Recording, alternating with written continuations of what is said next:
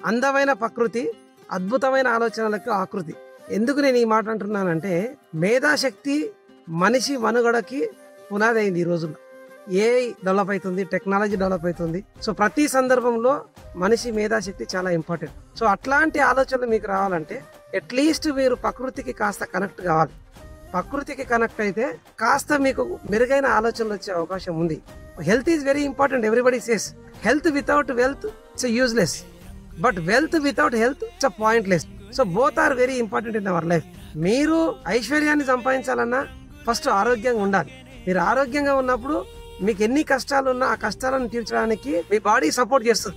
ఏ problems లేకున్నా health సరిగా లేకపోతే ఇదే ఒక పెద్ద ప్రాబ్లం అవుతుంది. మరి మనకి ఈ రెండు ప్రాబ్లమ్స్ రాకుండా ఉండాలంటే ఖచ్చితంగా మీరు ప్రకృతికి కనెక్ట్ కండి.